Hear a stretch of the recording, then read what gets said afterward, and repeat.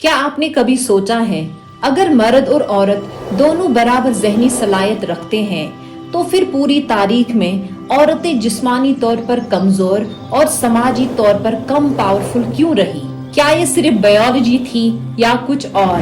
Sapiens में नोआ Harari बताते हैं कि ये फर्क सिर्फ डिस्क्रिमिनेशन से शुरू नहीं हुआ, बल्कि बायोलॉजी और सोसाइटी के इंटरेक्शन से पैदा हुआ। पुराने इंसानी दौर में यानी हंटिंग और गैदरिंग पीरियड में सर्वाइवल का ज्यादा दारोमदार हंटिंग यानी शिकार और फिजिकल ताकत पर था। बड़े जानवरों का शिकार करने के लिए स्पीड, एग्रेशन और मसल पावर जरूरी थी और ये जिम्मेदारी अक्सर मर्दों ने संभाली। दूसरी तरफ औरतों पर प्रेगनेंसी, बच्चे की पैदाइश और परवरिश की भारी बायोलॉजिकल रिस्पॉन्सिबिलिटी थी। एक प्रेग्नेंट या दूध पिलाने वाली माँ दूर तक खतरनाक शिकार पर नहीं जा सकती थी।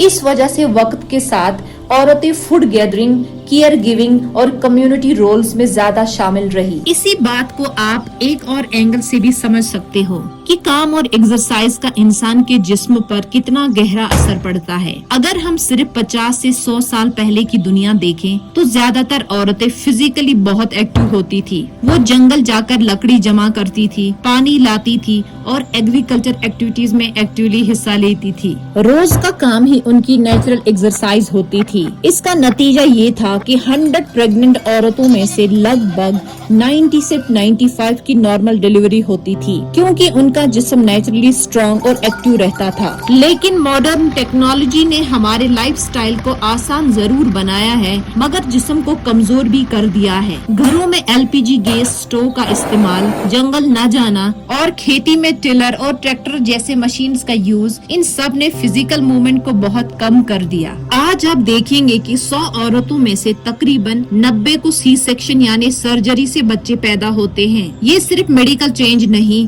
बल्कि लाइफस्टाइल चेंज का बहुत बड़ा असर है। असल में इंसान ने अपनी जिंदगी का 99% हिस्सा हंटिंग और गैदरिंग वाली टफ लाइफ में गुजारा है, जहाँ रोज सर्वाइवल के लिए फिजिकल मेहनत जरूरी थी। लाखों साल तक इंसान इसी स्टेज में रहा। सिर्फ लगभग 12,000 साल पहले इंसान ने एक जगह रहना स्टार्ट किया, खेती बाड़ी और जानवरों को पालना शुरू किया और यहीं से हमारी लाइफस्टाइल धीरे धीरे बदलनी शुरू हुई। यहाँ सबसे इम्पोर्टेंट बात ये है, हरारे के मुताबिक बायोलॉजी ने छोटा सा डिफरेंस क्रिएट किया, जबकि सोसाइटी ने उसे बहुत बड़ा बना दिया, क्योंकि मर्द शिकार और जंग जैसे कामों को कंट्रोल करते थे जो खाने यानी फूड और हिफाजत से डायरेक्टली जुड़े थे।